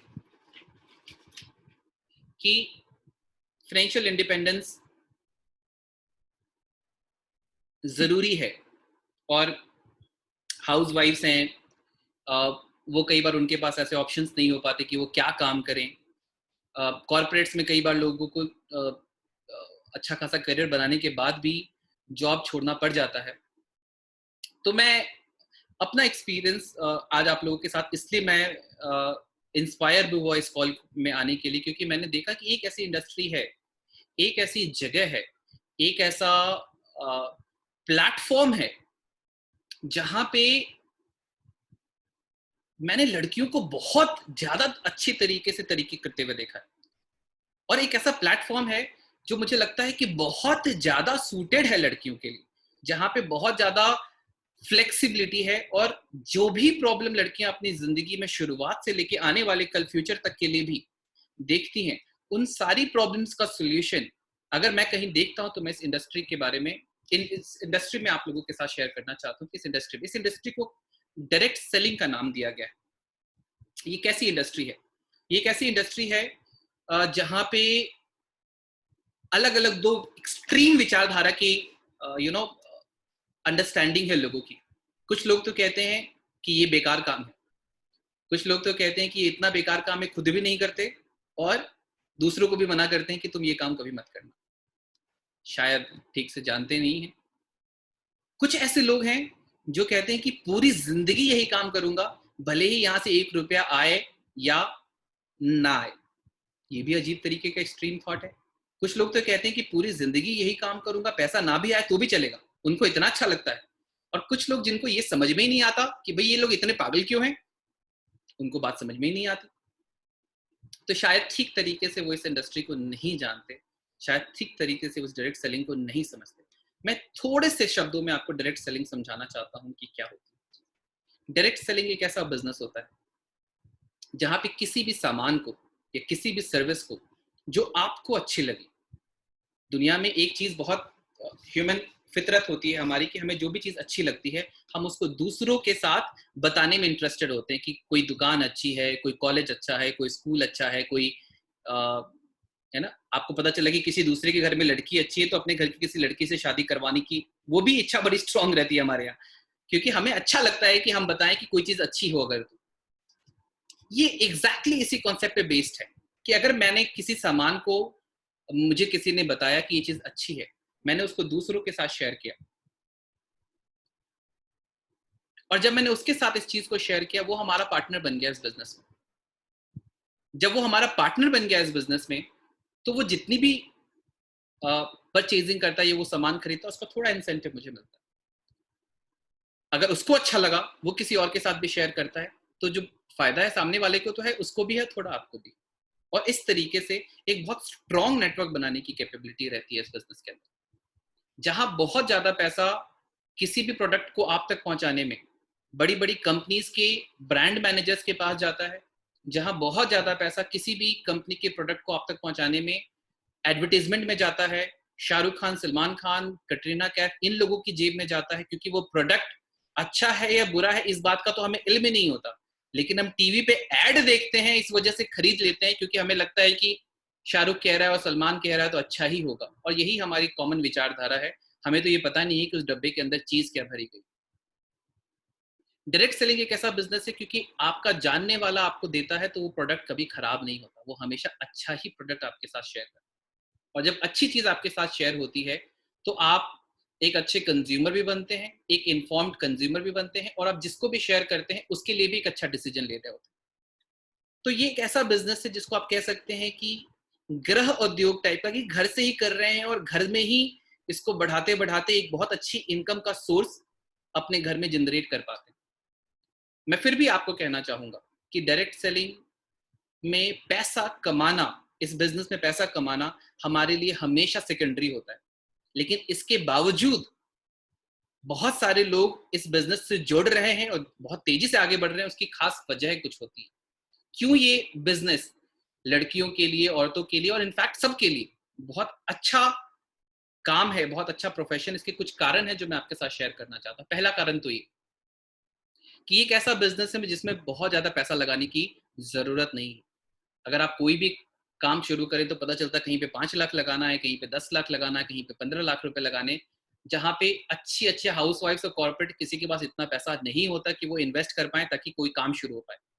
इन्वेस्टमेंट की लागत के डर से ही बहुत सारे लोग काम करने से पीछे हट जाते हैं। वहीं डायरेक्ट सेलिंग हमारी मदद क्यों करता है? क्योंकि एक ऐसा बिजनेस है, अगर आपके पास लाख रुपया है आप वहां से भी शुरू कर सकते हैं, नहीं है 50,000 भी है आप शुरू कर सकते हैं, नहीं है 20,000 भी है तो आप वहां से शुरू भी कर सकते हैं। आपके पास थोड़े से भी पैसे हैं, आप वहां से घर बैठे बैठे अपना ये काम शुरू कर सकते हैं, क्योंकि इस बिजनेस की इन्वेस्टमेंट कुछ नहीं है, इस बिजनेस में 1 रुपए का रिस्क नहीं, इस बिजनेस में 1 रुपए का लॉस नहीं। कभी भी हम कोई नया काम शुरू करते हैं तो हमेशा डर लगता है कि लॉस तो नहीं हो जाएगा, हमेशा ये डर लगता है कि कहीं जो हमने इन्वेस्टमेंट की है कहीं वो डूब तो नहीं जाएगी। बट ये बिजनेस उस डर को आपकी जिंदगी से खत्म करता है कि जब कुछ लगाया ही नहीं तो डूबने का खतरा ही नहीं। ठीक है, पहली चीज तो ये हो गई। दूसरी चीज इस बिजनेस की मुझे अच्छी लगती है कि इस बिजनेस को करने के लिए, जैसे आप दुनिया में कोई भी काम करने जाएं तो ऐसा लगता है कि इस काम को करने के लिए सीखना पड़ेगा, या तो कोई डिग्री चाहिए, या तो कोई क्वालिफिकेशन चाहिए, या तो कुछ एक्सपर्टीज चाहिए। कोई भी छोटा सा काम, आपको कुछ ना कुछ क्वालिटीज चाहिए, तब जाके आप उस काम को कर सकते हैं। ये काम इतना अच्छा है, मैं आपको बताना चाहूँ कि इस काम को करने के लिए आपको किसी क्वालिफिकेशन की जरूरत नहीं, इस काम को करने के लिए आपको किसी एक्सपर्टीज की जरूरत नहीं है। अगर आप लेमैन भी, अगर आपको कुछ भी नहीं आता, आपको पता चलेगा कि आप एक ऐसे समाज के सर्कल में आ गई हैं जहां पे अगर आपको कुछ भी नहीं आता तो पूरी दुनिया आपको निग्लेक्ट कर देगी, लेकिन यहाँ के लोग आपको अपनाएंगे, क्योंकि वो कहेंगे कि अगर कुछ नहीं आता तो मोस्ट वेलकम, हम आपको सिखाने के लिए रेडी हैं। क्योंकि हर एक इंसान जो यहाँ पे पहले दिन आता है उसको कुछ नहीं आता, और हर इंसान ने जब जीरो से यहाँ पे अपनी तरक्की हासिल करी है तो उसको इस बात का एहसास है कि जब मैं भी जीरो था और मैं यहाँ तक पहुंच सकता हूँ, तो जो भी इंसान आज जीरो से यहाँ से हमारे साथ जुड़ रहा है मैं उसको भी बहुत अच्छी जगह पहुंचा सकता हूँ। बहुत इंपॉर्टेंट पॉइंट है, जहाँ पे एक डर होता है कि हमें आता नहीं, हम कैसे करेंगे। जो अबला बनने की हमारे अंदर जो आदत है ना, कि हम अबला बन जाते हैं, अरे हम तो बेचारे, हम तो ये, नो, कुछ भी नहीं। सिर्फ एक आपके अंदर एटीट्यूड चाहिए, मुझे कि आपके अंदर सीखने का एटीट्यूड है, कि आप सीख के करना चाहते हैं। एंड विद इन 1 मंथ, 1 महीने के अंदर आपके जीवन में, आपकी पर्सनालिटी में वो खतरनाक चेंज आएगा कि आपको इस बात का एहसास ही हो जाएगा कि हाँ, मैंने कुछ अच्छा काम शुरू करा। ये बिजनेस ऐसा बिजनेस है जिसमें ऐसी क्वालिटीज की जरूरत होती है जो लेडीज में ऑलरेडी होती है। कौन सी क्वालिटीज? लेडीज के अंदर क्वालिटी होती है लोगों को नर्चर करने की। लेडीज के अंदर क्वालिटीज होती है लोगों को केयर करने की। अगर घर में अगर कोई बीमार पड़ा है ना, तो उसके खाने का ध्यान, उसके दवाई का ध्यान, उसके सोने का ध्यान, उसके उठने का ध्यान, उसके कपड़े, ये सबसे अच्छा अगर घर में कोई कर पाता है तो लेडीज ही कर पाती है। ये बेसिक क्वालिटीज होती हैं जो लेडीज के अंदर, कि वो दूसरों का ख्याल बहुत अच्छे से रखती है। इस बिजनेस में भी तरक्की करने के लिए यही बेसिक प्रिंसिपल, यही बेसिक क्वालिटी है जो जरूरी होती है कि क्या आप सिर्फ अपने बारे में सोचते हैं या आप दूसरों का भी ख्याल रख सकते हैं इस बिजनेस में। और क्योंकि ये क्वालिटी लेडीज के अंदर ऑलरेडी होती है, मेरा ये मानना है कि लेडीज इस बिजनेस में ज्यादा अच्छा कर सकती है। ये एक ऐसा बिजनेस है जहां पे लड़कियों को अपनी आइडेंटिटी खुद क्रिएट करने का मौका मिल पाता है। अपने सरनेम के अलावा, अपने हस्बैंड के सरनेम के अलावा आपके नाम की भी अगर कोई अहमियत अगर आप बनाना चाहते हैं, अगर आप उसमें इंटरेस्टेड हैं, एज कोई भी हो, कोई मैटर नहीं करता। आप 40 के भी हो, आप 50 के भी हो, या आप 60 के हैं, माने भले ही आप बुढ़े लो, लेकिन यहाँ आने के बाद आपको इस बात का एहसास तो नहीं होगा कि बुढ़ापा आ गया। आपको लगेगा कि जीवन में एक नई शुरुआत हुई। इस बात की मैं आपको गारंटी देना चाहता हूँ। That is what is the feel, and that is what is the community, and that is what is the system. एक ऐसा परिवार हम लोगों ने डेवलप किया है कि इस टाइप की फीलिंग हम लोग एक दूसरे के साथ शेयर करें। एक ऐसा बिजनेस है जहां पे अगर आप मर्द हैं और औरत हैं, इस बात में डिफरेंशिएट नहीं किया जाता। आप बिजनेस जॉब करने जाएं, मर्दों को ज्यादा सैलरी मिलती है, औरतों को सेम काम करने का कम पैसा मिलता है। और ये बहुत बुरा है, जेंडर इनइक्वालिटी। यहाँ पे ऐसा नहीं है कि आप जो भी करेंगे तो मुझे ज्यादा मिलेगा, आपको जितना आप करेंगे उतना, बिल्कुल बराबरी का बिजनेस है। ये एक ऐसा बिजनेस है जहां पे आप अपनी मर्जी से पैसा कमा सकते हैं। क्या आपकी इनकम होगी, क्या आपके टाइम टेबल होगा, क्या आपका शेड्यूल होगा। आप दिन में 2 घंटा ही करना चाहें, आप 2 घंटा ही करिए। आपके पास 1 घंटा ही टाइम है, आप 1 घंटा ही करिए। किसी दिन आप नहीं करना चाहें या किसी और को रिस्पॉन्सिबिलिटी दे दें, वो आपके बदले में काम कर लेगा, वो भी हो जाएगा आपका। तो हर तरीके से ये बिजनेस सूट करता है। ये एक ऐसा बिजनेस है जहां पे कई सारी ऐसी, मैं ऐसा नहीं कहता कि आप सिर्फ मेरी ही ऑर्गेनाइजेशन के साथ जुड़े, बहुत सारी अच्छी ऑर्गेनाइजेशन है इंडिया में। आप अपना रिसर्च खुद करें कि जहां पे आपको लगता है कि औरतें बहुत अच्छे से आगे कर सकते हैं, आप किसी के साथ भी जुड़े। लेकिन इस इंडस्ट्री के साथ आपका जुड़ना मुझे लगता है कि बहुत ज्यादा जरूरी है। इस इंडस्ट्री की भी बात करें तो विदेशों में भी 100 में से 70 लोग हैं जहां इस इंडस्ट्री में लड़कियां हैं, और हमारे यहाँ आज भी 100 में से सिर्फ 20 लोग हैं जो लड़कियों की कैटेगरी में हैं, और बाकी 80% आज भी मेल हैं जो इस इंडस्ट्री में। बहुत बड़ा स्कोप है, बहुत ज्यादा आपके पास मौका है, एक बहुत बड़ी अपॉर्चुनिटी है जो आपके लिए वेट कर रही। ये एक ऐसा बिजनेस है जहां पे बहुत, अगर आप अच्छे करने पे आ गए, अगर आप फॉर्म में आ गए, अगर आपको मजा आने लगा, तो आप कई सारे रिवॉर्ड्स होते हैं जहां पे आपको विदेशों को घूमने में मौका मिलता है, जहां पे आपको देश में भी अलग अलग जगह घूमने का मौका मिलता है, जहां पे आप अपने घर की 4 दीवारी से बाहर निकल के इस बात का जायजा भी ले सकते हैं कि अच्छा, मतलब स्विट्जरलैंड नाम की भी कोई जगह होती है, या एफएल टावर नाम की कोई जगह है पेरिस में, जो आपने कभी सिर्फ पूरी जिंदगी कभी सिर्फ सपने में ही देखा, सोचा, और ये बात मान के बैठ गए कि हमारे लिए नहीं है। कितनी ऐसी लेडीज हैं, कितनी ऐसी फैमिलीज हैं हमारे घर में जो आज तक फ्लाइट में नहीं बैठी, कितने ऐसे लोग हैं जो 5 स्टार में खाना नहीं खाया। मतलब छोटे छोटे ड्रीम्स, ऐसा नहीं कोई बड़ी बात कह रहा हूँ, छोटे छोटे ड्रीम्स हैं जो पूरा करने से पहले ही हम ये मान चुके हैं कि हमारे हिस्से की चीज नहीं है।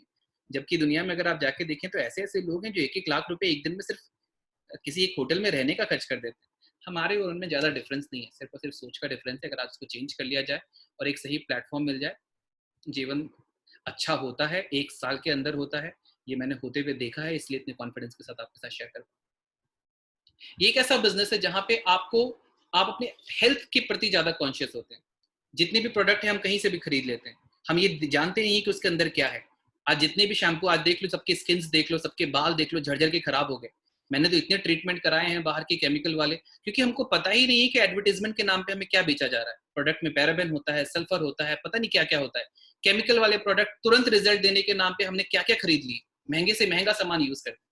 लेकिन जब आप इस बिजनेस में आते हैं और आप समझते हैं कि किस तरीके से प्रोडक्ट को चूज करना चाहिए, आप एक ज्यादा अच्छी हाउसवाइफ भी बनती हैं और ज़्यादा अच्छी कंज्यूमर भी बनती हैं, तो आप अपने और अपने फैमिली के लिए अच्छे फैसले ले पाती हैं, ये मेरा मानना है। ये एक ऐसा बिजनेस है जहाँ पे आपके पास एक अच्छा सपोर्ट सिस्टम होता है। कई बार जब शादी हो जाती है, बच्चे हो जाते हैं, तो एक ऐसा टाइम होता है जहाँ पे लड़कियों को फैमिली में टाइम देना पड़ता है, लेकिन वो काम आता है जब आपकी टीम डेवलप हो चुकी होती है। जब आप कहीं बिजी होते हैं तो टीम काम करती है, और टीम के काम करने का नतीजा भी ये होता है कि वो भी काम कर रहे हैं तो उसका भी पैसा आपको मिलता रहता है, अगर आपने अच्छी टीम बीच में डेवलप कर ली है। तो एक वर्क और लाइफ का बैलेंस, ये जिंदगी और कमाने का जो अच्छा एक सामंजस्य होना चाहिए, एक अच्छा जो बैलेंस होना चाहिए, मुझे इस इंडस्ट्री में नजर आता है। तो इस तरीके से हम सब लोग, अगर मैं देखूं तो मुझे नजर आता है कि ये एक ऐसी इंडस्ट्री है जहाँ पे हर एक औरत को जुड़ना चाहिए, हर एक लड़की को अपना करियर देखना चाहिए, हर एक लड़की को अपना फ्यूचर देखना चाहिए। अगर उसे इस बात का डर भी है कि कोई मना करता, और हाँ, मुझे पता है कि आपको स्टैंड लेना पड़ेगा, मुझे पता है कि आपको मना किया जाएगा, मुझे पता है कि लोग आपके लिए डिसीजंस फिर लेने की कोशिश करेंगे, लेकिन फिर भी मैं आपको कहना चाहता हूँ कि मेरे साथ बहुत सारी ऐसी लड़कियां हैं, मैं उनके एग्जाम्पल्स आप लोगों के साथ अभी शेयर थोड़ा सा करना चाहूँगा। और आप देखेंगे कि वो लड़कियां मतलब ऐसी ऐसी फैमिली से बिलोंग करती थी जहाँ पे उनकी फैमिली में मतलब पढ़ाई तक अलाउड नहीं थी, काम करना तो बहुत दूर की बात है। लेकिन आज लॉकडाउन के पीरियड में जहाँ पूरी फैमिली की इनकम जीरो हो गई है, वो लोग अपना पूरा घर चला रही, अपने फैमिलीज को घर खरीद के दिया है, अपने फैमिलीज को कार खरीद के दी है, अपने पेरेंट्स को फॉरेन घुमा के लेके जाने, अपने आप को सिर्फ नहीं घुमाते, अपने पेरेंट्स को फॉरेन घुमाने ले जाते हैं। एक इस किस्म के अपॉर्चुनिटी को मैं आपके साथ शेयर करना चाहता हूँ। डायरेक्ट सेलिंग का और कैसा डिटेल्ड ये बिजनेस है, किस तरीके से आप इसके साथ जुड़ सकते हैं, क्या अपॉर्चुनिटी है, ये आप जरूर उन लोगों के साथ डिटेल में बात करिएगा जिन्होंने यहाँ पे आपसे इनवाइट किया। मैं इस कॉल पे उस चीज़ को ज़्यादा एक्सटेंड नहीं करना चाहूँ, लेकिन कुछ स्पेशल पावरफुल यंग लेडीज से मैं आपसे जरूर बात करवाना चाहूँगा, जिन्होंने आज एक बहुत अच्छा मुकाम हासिल करा है, जिन्होंने मुझे इस बात के लिए इंस्पायर किया, मुझे इस बात के लिए कन्विंस किया कि ये बिजनेस जितना अच्छा लड़के नहीं कर सकते, उससे कहीं ज़्यादा अच्छा लड़कियाँ कर सकती हैं। इस बात को कन्विंस करने के लिए जिन पावरफुल लेडीज़ ने मुझे ये कन्विंस, क्योंकि मैं भी पहले नहीं मानता था कि लड़कियां अच्छा कर सकती, लेकिन उन्होंने मुझे इस बात का विश्वास दिलाया, एंड मैं तहे दिल से उन लड़कियों का शुक्रगुजार हूं जिन्होंने मुझे ये विश्वास दिलाया। Thank you so much all this beautiful powerful ladies. मैं एक छोटा सा वीडियो चलाना चाहता हूँ उन लेडीज के ऑनर में जिन्होंने ये अच्छा माहौल बनाया, जिन्होंने ये अच्छी दुनिया बनाई, और जिन्होंने इस अच्छे परिवार को कंप्लीट करा। So can we have the video please? Sneha ji.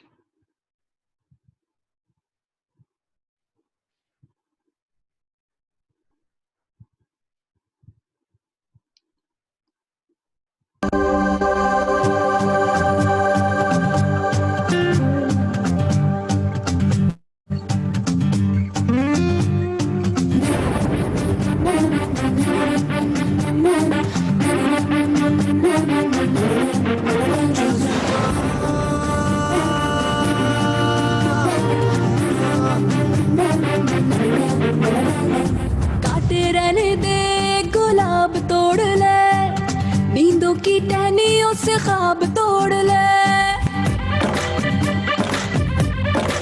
हो काटे रहने दे गुलाब तोड़ ले, नींदों की टहनियों से ख्वाब तोड़ ले, ख्वाहिशों की है कहानियां पढ़ी, चुन ले कहानियां किताब जोड़ ले, की है जिंदगी तो यारा, बढ़ ले दिल का इशारा, जगा ले तू जगा ले जज्बा, जगा ले तू जगा ले जज्बा, जगा ले तू जगा ले जज्बा, जगा ले तू जगा ले जज्बा।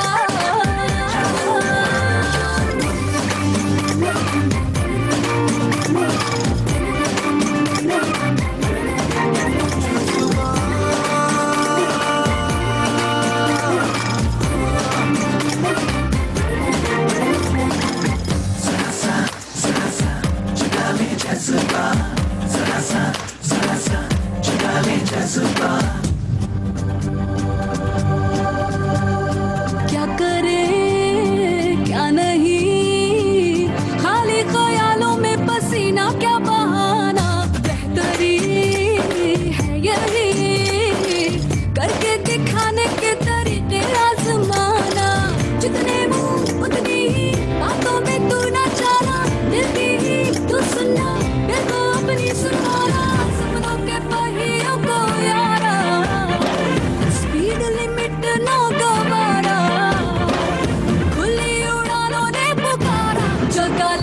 जगा ले जज्बा, जगा ले तू जगा ले जज्बा, जगा ले तू जगा ले जज्बा, जगा ले तू जगा ले जज्बा.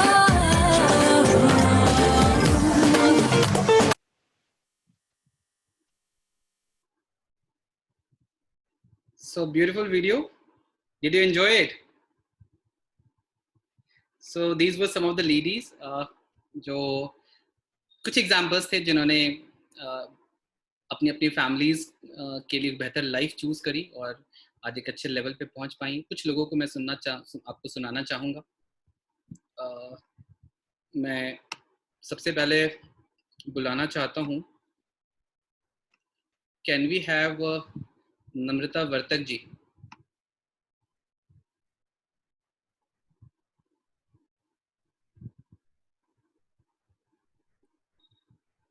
नम्रता जी, मैंने आपको अनम्यूट किया.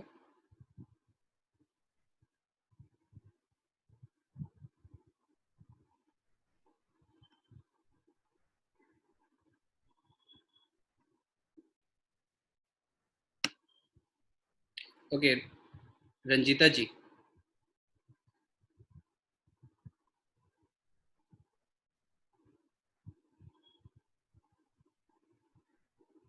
रंजीता जी.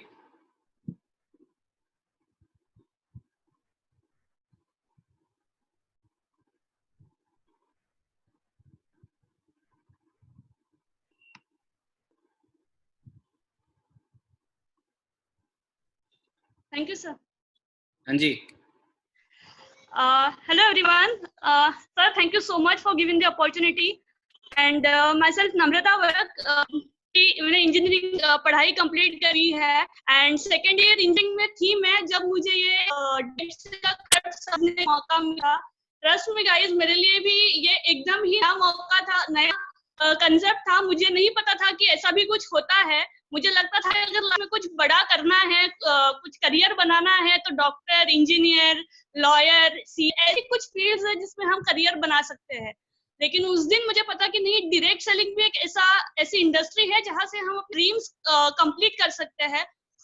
उस दिन से काम करना शुरू किया. आज 9 साल हो गए हैं इस इंडस्ट्री में. थोड़ी बहुत चीजें अचीव कर पाई हूँ मैं, और उस दिन नहीं पता था कि कितना आएगा, कितना अचीव पाऊंगी. आज का जो इवेंट हुआ है नारी शक्ति, मुझे लगता है सर हर एक औरत के अंदर पोटेंशियल तो है सारी चीजों को मैनेज करने का, सारी चीजों को हैंडल करने का. लेकिन ये आज के इवेंट ने हम सबको एक मौका दिया कि हम अपने अंदर के उस पोटेंशियल को पहचान पाए, हम अपने आप से बात कर पाए और अपने अंदर की वो जो ताकत है उसको बाहर निकाल पाए. और डायरेक्ट सेलिंग में ये हो सकता है, इसलिए पॉसिबल है आगे बढ़ना या अपने ड्रीम्स को कंप्लीट करना. ज्यादातर जो जैसे सर आप बताया कि ड्रीम्स को हमें किल करना पड़ता है, अपने अंदर बहुत सारे सैक्रिफाइसेस करने पड़ते हैं, कॉम्प्रोमाइजेस करने पड़ते हैं. और सोसाइटी में जब भी कोई बात होती है, घर में से कोई बात होती है, तो सैक्रिफाइसेस ज्यादातर जो है वो वुमेन्स को ही करने पड़ते हैं कि बच्चों को संभालना है, बच्चों की जिम्मेदारी है, घर संभालना है. और उस चक्कर में बहुत बार औरतों के ड्रीम्स पीछे रह जाते हैं या उनकी जो उनके सपने होते हैं वो पीछे रह जाते हैं. लेकिन मुझे लगता है सर डायरेक्ट सेलिंग ने हमें ये मौका दिया है कि वो सारी चीजों को मैनेज करके भी हम अपने ख्वाब पूरे कर सकते हैं. बिकॉज ये एक ऐसी इंडस्ट्री है जहाँ पे कोई टाइम बाउंडेशन नहीं है कि आपको इतने बजे काम पे पहुंचना है और इतने बजे तक यहाँ पे रहना है. राइट, टीचर नहीं है, काम का कोई इन्वेस्टमेंट का प्रेशर नहीं है, हम अपने तरीके से कर सकते हैं. इतने सारे लोग हैं हेल्प के लिए, सपोर्ट के लिए, और बहुत ज्यादा पॉसिबल है. एंड बिकॉज कि यहाँ पे वुमेन्स है तो मैं एक चीज आप लोगों को कहना चाहूंगी. मतलब हम ज्यादातर जो कनेक्ट कर पाएंगे इस चीज को कि जैसे हम सीरियल्स वगैरह देखते हैं, हम टीवी सीरियल्स में ज्यादा इन्वॉल्व होते हैं दोपहर के टाइम में, स्पेशली जब टाइम होता है. तो जो भी हम देखते हैं, हम बहुत सारे कैरेक्टर्स के फैन होते हैं कि यार ये जो सीरियल की बहू है ये बहुत सुपर वुमेन है, या ऐसे बहुत सारी बहुएं जो होती है यार जिनको देख के हमें मजा आता है, जिनके हम फैन होते हैं. जो तब एक जगह पे सुबह सुबह उठती है, पति को टिफिन देती है, बच्चे को स्कूल के लिए रेडी करती है, फिर सास ससुर की सेवा होती है, फिर सब समेट के ऑफिस जाती है, और बहुत सारी चीजें जो वो कर रही होती है, हमें लगता है अरे वाह क्या बात है. तो ऐसी वो सारी चीजें हैं जो हम भी अपने लाइफ में कर सकते हैं। इट्स जस्ट दैट कि हमें वो कॉन्फिडेंस चाहिए या हमें वो प्लेटफॉर्म चाहिए। और आज जो प्लेटफॉर्म है वो हमें मिला है डायरेक्ट सेलिंग।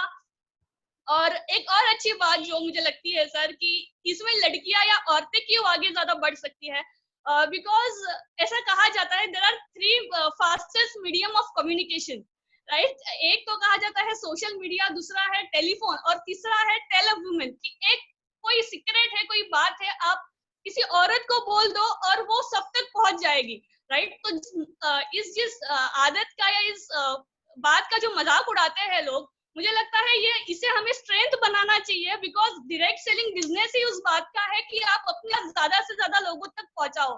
तो इन दैट वे ये तरीका है कि हम इसे अपनी स्ट्रेंथ बनाए, इसे हमें काम में यूज करें और अपने सपनों को और अपनी जो भी हमारी जो चीजें पीछे छूट गई है उनको हम वापस अचीव कर पाए। Thank you so much. Very nice बच्चे, thank you Namita ji for giving your opinion and for giving your thoughts. Can we have Vaishali ji, can you raise your hand? I can see your hand.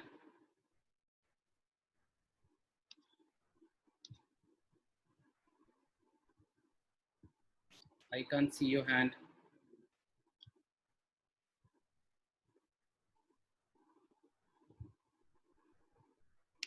Okay, Ranjita ji, you are unmuted.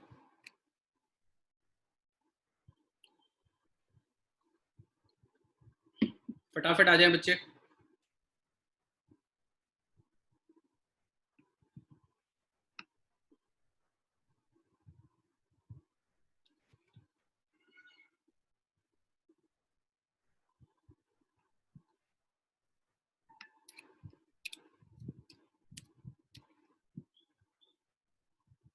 Sonam जी मैं आपको unmute कर रहा हूँ।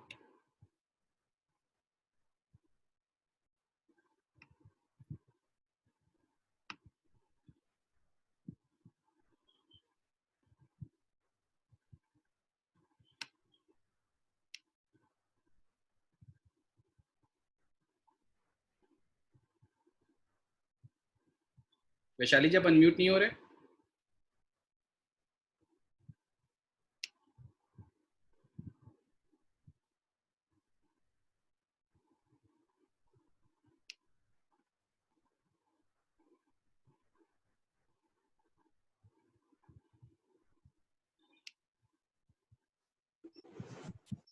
Good morning sir.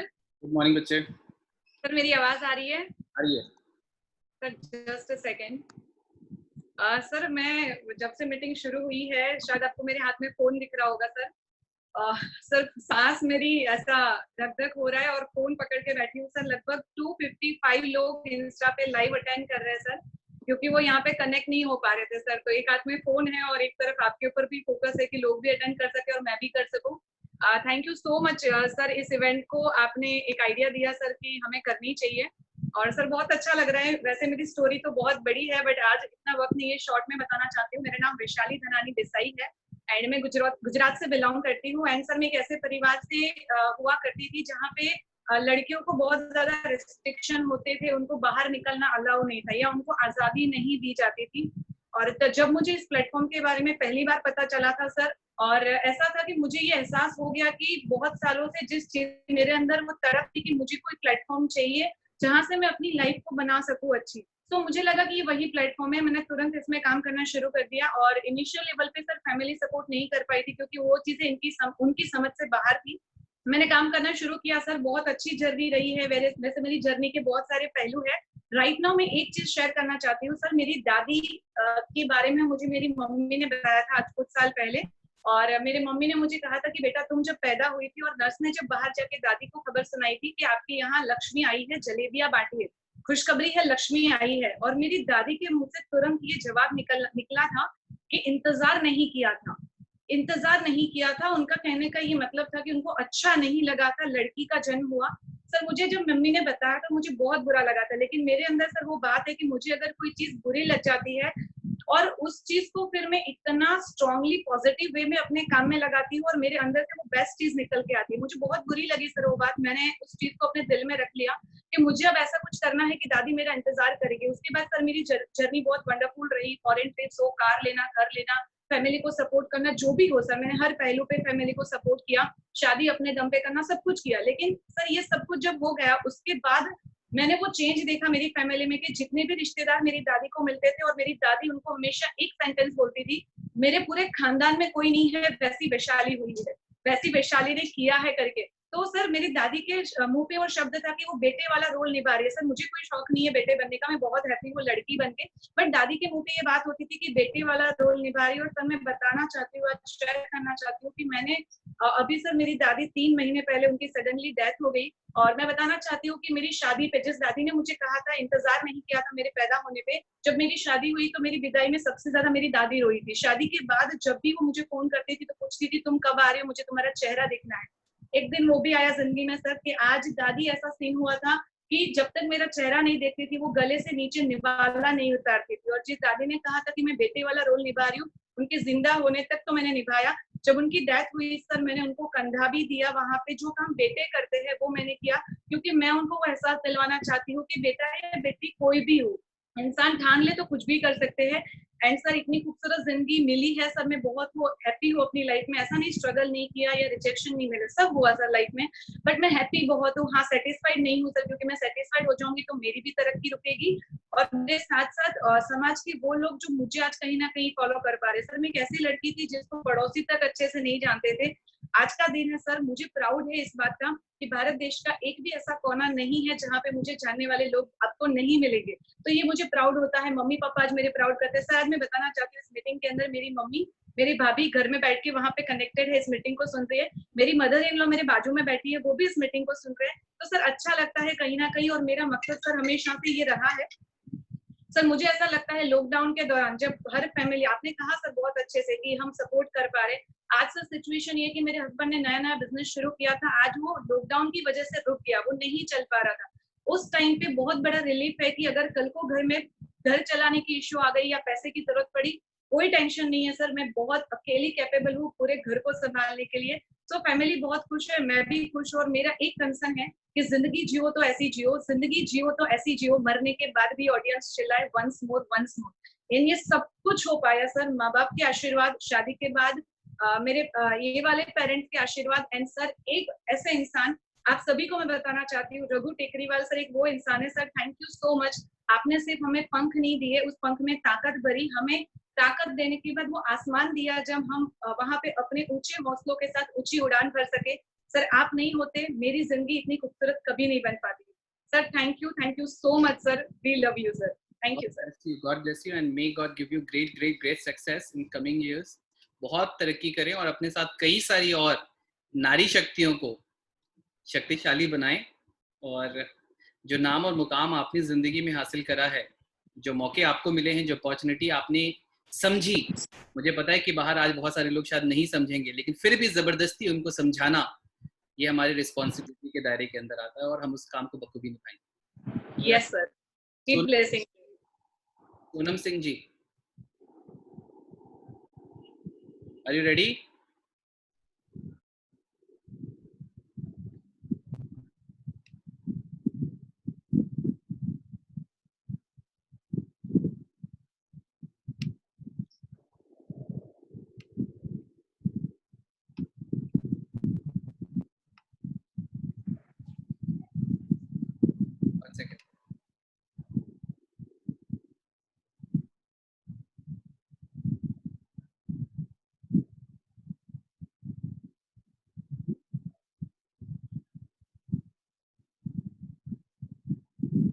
Wait करो बेटा, मैं आपको unmute करूंगा, उसके बाद आप कुछ मत करो अभी। चलो ना, try.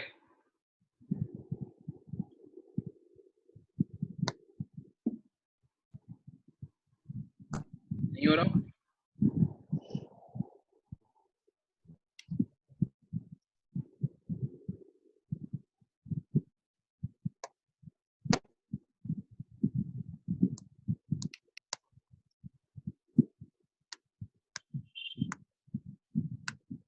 Okay. There is some technical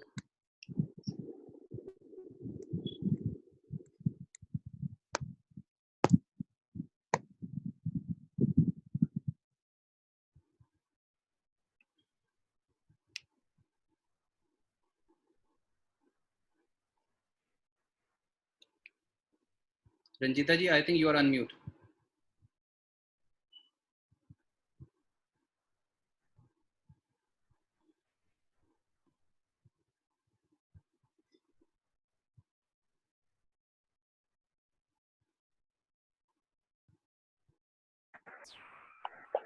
hello. हाँ बेटा. Morning sir. सर वो अनम्यूट नहीं हो रहा था, पूरी हार्ट बीट चेंज हो गई sir. First of all thank you sir, बहुत मजा आया सर. इतने सारे मतलब लोग ऐड हो रहे हैं, निकल रहे हैं, इतने सारे मैसेजेस सर, 2-2 3-3 फोन बिजी हो गया सर. ये भी ड्रीम था लाइफ में कि सिर्फ लड़कियों का सर कॉल हो सर. आज वो एक सपना पूरा हुआ सर.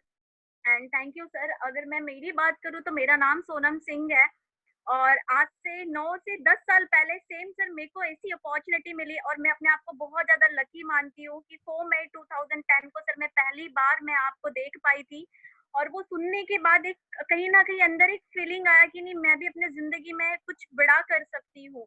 बट सुनने के साथ साथ फीलिंग तो आई, बट उसके साथ साथ एक क्वेश्चन था दिमाग में चल रहा था, क्योंकि अब तक हमारे समाज में मैंने हमेशा ये देखा है कि अक्सर लोग वो करते जो पूरी भीड़ कर रही होती है. जब मैंने डायरेक्ट सेलिंग का पहली बार प्रेजेंटेशन देखा, घर पे आके फैमिली वालों के साथ बात किया तो थोड़ा क्वेश्चन था कि यहाँ से कुछ नहीं हो सकता. तो सर बट हाँ, कहते हैं ना कि अगर ठान लिया जाए तो कोई भी चीज इम्पॉसिबल है, चाहे वो किसी भी वे में हो सर.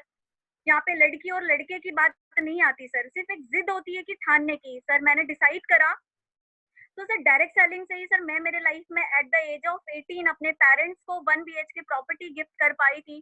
चलो ये कहानी सर पुरानी हुई, बट मैं अभी राइट नाउ लॉकडाउन की बात करूँ. जब मैंने शुरुआत करा था, कहते ना सर उतार चढ़ाव हर जगह पे आते हैं, बट कहते होते ना कि वो उतार चढ़ाव से आपको रुकना नहीं है. सर मैं रुकती नहीं थी, क्योंकि मेरे पास ऐसे कुछ अपलाइंस थे, कुछ सीनियर्स थे जो कह रहे थे कि बेटा आज आप है ना बीज लगाने का काम कर रहे हो और आप इस पे मेहनत करो. सर मैं मेहनत करते गई सर. आज मुझे फील होता है लॉकडाउन के दौरान जो मेरे साथ हो पा रहा है सर, मैं बाहर की दुनिया में देख पा रही हूँ कि कितने सारे लोगों की जॉब जा रही है. आप सारे लोग ऑब्जर्व कर पा रहे हैं जिन्होंने 15-15 साल एक अच्छा बिजनेस सेट करने में लगाया, कहीं ना कहीं आज वो बिजनेस टर्नओवर 0 है, बट अपने आप को लकी फील कर पा रही हूँ क्योंकि वो बातें याद आ रही है जो 7 साल पहले मेरे सीनियर्स कहते थे, बेटा आप मतलब आप प्लांट लगा रहे हो, आप बीज लगा रहे हो, उसका फल खाने का वक्त है. सर आज मैं कह सकती हूँ कि मुझे उसका फल मिल रहा है. I am happy sir. जब लॉकडाउन स्टार्ट हुआ था फैमिली में ऐसा था कि सर्वाइवल कैसे होगा सर, ये हर घर का कहानी था सर. मेरे घर पे भी क्वेश्चन मार्क था, बट मैं उस जगह पे देख रही एवरी वीक मेरे अकाउंट में पैसे हो रहे थे और ये सर सिर्फ पॉसिबल हो पाया डायरेक्ट सेलिंग के वजह से. और सर इससे पहले लॉकडाउन के पहले बहुत अच्छा हो रहा था, बट लॉकडाउन के बाद भी सर बहुत बढ़िया हो रहा है सर. इतना समझ में आ रहा है आज के कॉल के बाद सर, ये समझ में आ रहा है कि हम बहुत बड़ा कर सकते हैं. हमारे अंदर बहुत सारी स्टैमिना है सर. पक्का सर आने वाले वक्त में बहुत सारी कहानियां जिस तरीके से आप लोगों ने अपनी ताकतों को समझा है, अगर इस कॉल में 1000 लड़कियां अगर अपनी ताकतों को समझ जाएं तो मतलब फिर तो हम इस देश में हंगामा ही खड़ा कर देंगे. और ऐसा हंगामा खड़ा करेंगे कि मतलब पेरेंट्स भी कहेंगे कि थोड़े दिनों के बाद कहते हैं कि अगर जहाँ पे बहुत ज्यादा लड़कियां एक साथ होनी शुरू हो जाएं तो पेरेंट्स भी कंफर्टेबल हो जाते हैं. फिर पेरेंट्स कहेंगे कि पूरी पढ़ाई कंप्लीट तो करते रहना, लेकिन साथ साथ आरटीओ के साथ जुड़ भी तो जाओ. कम से कम वो जो आपको मजबूती देता है अंदर से, कैसे एक स्ट्रॉन्ग वुमन बनना है, उसकी जो एजुकेशन सिस्टम है जो कॉलेज में नहीं मिलती, जो स्कूल्स में नहीं मिलती, कैसे उस एजुकेशन सिस्टम के आया जाए, कैसे उस वैल्यू सिस्टम को समझा जाए कि कैसे एक अच्छा परिवार बनाया जाता है, कैसे दूसरों की मदद करने की जो नीयत है वो अपने अंदर डेवलप की जाए. ये सब कुछ जो हमें इस सिस्टम से मिल पाता है, ये हम चाहेंगे कि मैक्सिमम लड़कियों तक ये चीज़ें पहुंच पाए. Ranjita, can we have you? This is my last trial. Thank you sir.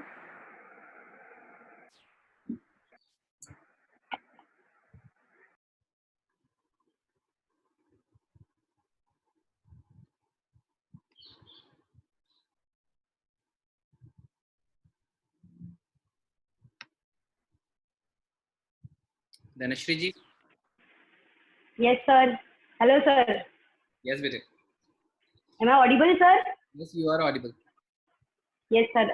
Myself Dhanashree and sir thank you so much आज ये सबसे पहले तो आपको इनवाइट करने का मौका देने के लिए सर. मतलब हमारी फीलिंग्स हमेशा कहीं ना कहीं अंदर होती है सर, और आज आप तक पहुंचाने के लिए, वो मौका देने के लिए thank you so much sir.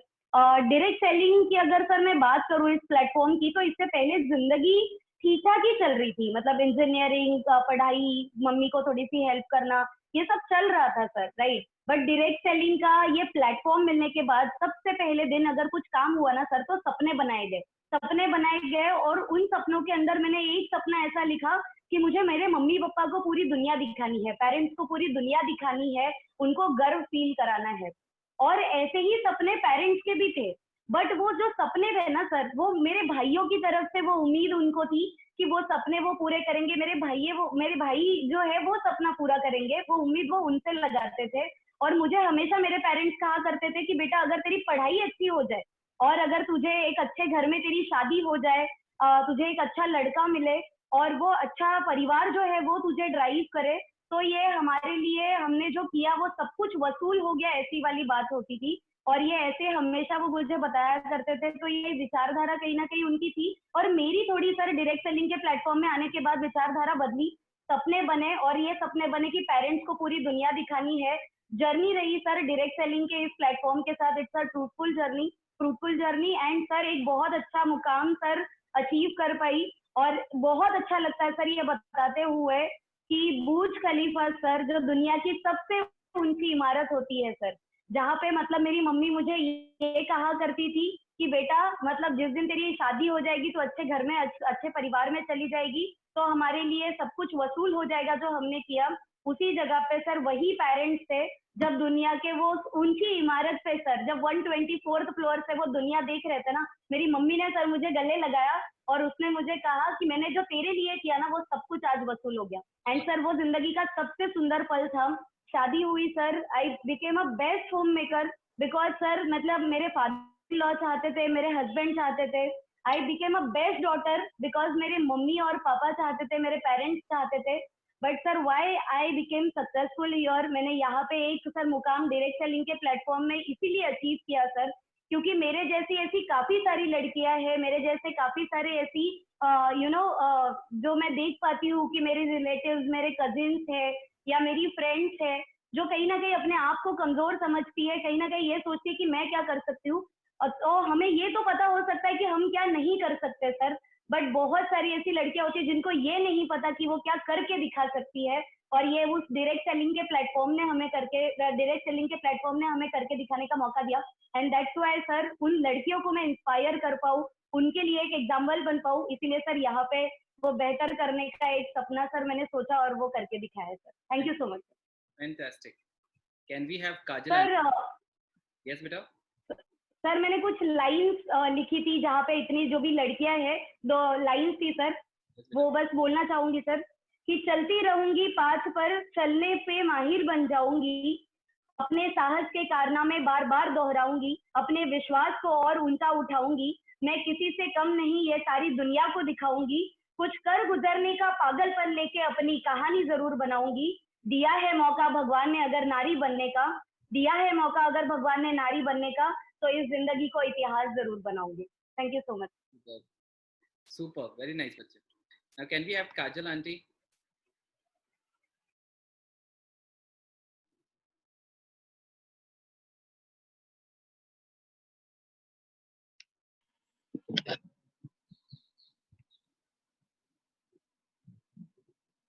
नमस्ते आंटी. नमस्ते sir, good morning sir. Good morning. मेरी आवाज आ रही है ना सर? आप लोगों को बता दूं हम लोग गुड मॉर्निंग ही बोलते हैं, तो फाइन, ठीक है. Okay sir, thank you so much sir, मुझे यहाँ पर मेरी बात रखने का मौका दिया आपने। तो सबसे पहले सर आज एक स्पेशल इवेंट है जिसकी खुशी तो है ही सही, एक्साइटमेंट बहुत भरपूर था, और जब मैं जूम पे ऐड नहीं हो पा रही थी ना सर, तो एक्साइटमेंट और तड़प और बढ़ गई। अच्छा. तो सर जो चाहते थे कभी सपना था वो सच होता हुआ दिखने लगा सर। और नारी की अगर डेफिनेशन में सर बताऊं तो मेरे शब्दों में यही है कि नारी का मतलब है ना हारी, मतलब हाँ, जो किसी भी मुसीबत में किसी भी परिस्थिति में हार न माने वो नारी होती है सर। और यहाँ पर उपस्थित सभी नारी शक्ति को मेरा अभिवादन है। और मेरी बात करना चाहूँ तो सर पर्सनली मुझे ऐसा लगता है कि हर एक फीमेल को, हर एक औरत को अपनी एक आइडेंटिटी बनानी चाहिए। सो एंड सो की बीवी, बेटी या मम्मी बन के नहीं रहना चाहिए, क्योंकि भगवान ने अगर अलग नाम दिया है तो अलग पहचान बनाना बनता है सर। और पति या पिता या बेटा, चाहे कितने भी करोड़पति हो चाहे अरबपति हो, पर अपनी इनकम का एक अलग ही मजा होता है सर। जी सर। और ड्रीम तो ऑब्वियसली जो हमारे मतलब पेरेंट्स होते हैं, हस्बैंड होते हैं, बेटे होते हैं, वो हमारे ड्रीम जरूर पूरे करते हैं, पर अगर हम उनके ड्रीम्स पूरे कर पाए ना सर, तो वो एक अलग ही मतलब उसकी बात होती है। तो और सर मुझे ये भी पता है कि इनकम और नाम बनाने के लिए ठीक है कुछ करना पड़ता है, बट हर घर में, हर फैमिली में सर ये परंपरा नहीं होती कि औरत बाहर जाके काम करे। और बाहर के माहौल में सर सबको अच्छे लोग मिले, ये भी मतलब थोड़ा मुश्किल है ये खोजना भी। और दूसरा सर जो मैं डायरेक्ट सेलिंग से सर 5 साल से कनेक्टेड हूँ, तो मुझे खुद को, मैंने सर नेशनल ट्रिप तो मतलब इंडिया में तो बहुत ट्रिप करी है, गोवा हो गया, आगरा हो गया, सूरत, मुंबई, दिल्ली वगैरह सब हो गया। इंटरनेशनल बचा के रखा है सर सबके साथ में। और एज की बात करूँ तो सर 52 मेरी एज है और 47 में 47 में शुरू किया था सर। तो एज कोई मायने नहीं रखती सर। मतलब अगर ठान लो तो एज को भी हरा सकते हैं।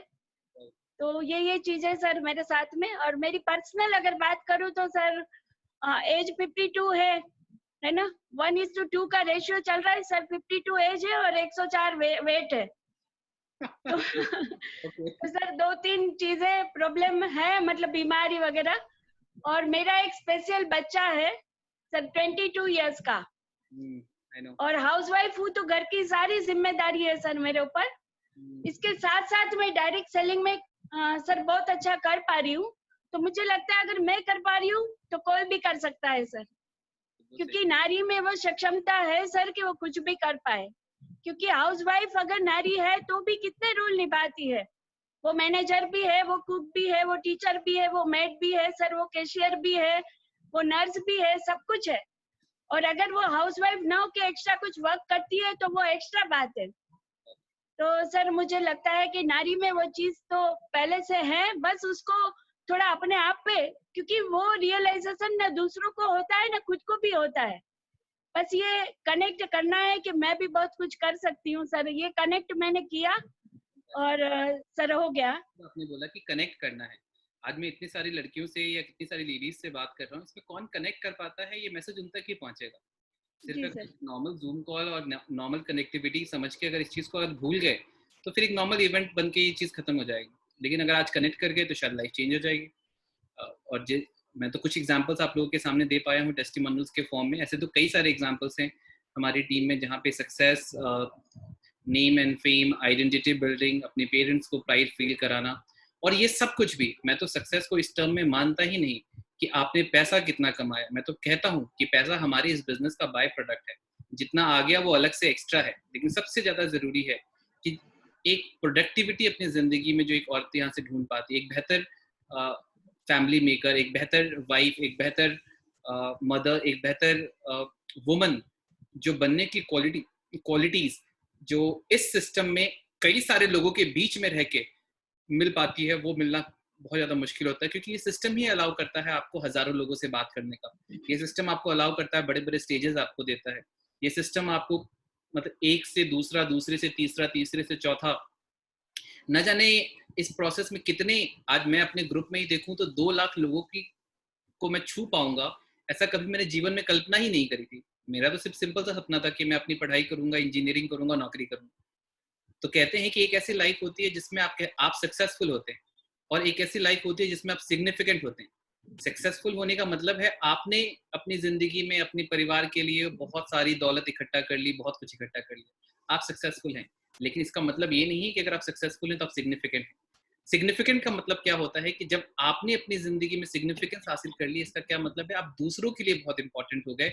यानी कि जहां भी आप गए वहां पे आपने दूसरों को छू लिया, जहां भी आप गए आपने दूसरों के जीवन में कोई बदलाव ला दिया, जहां भी गए आपने दूसरों का दुख दर्द खत्म करने की कोशिश करी। ये जो एटीट्यूड है कि सिर्फ बात करके लोगों का मन हल्का कर देना, सिर्फ परेशानियां होती कहाँ, ज्यादा ज्यादा दिमाग में होती हैं। अगर कोई इंसान ढंग से बात कर ले तो इंसान अपने गम भूल जाता है। इंसान अपने दुख से जितना दुखी नहीं है, वो दूसरों के खुश से ज्यादा दुखी है।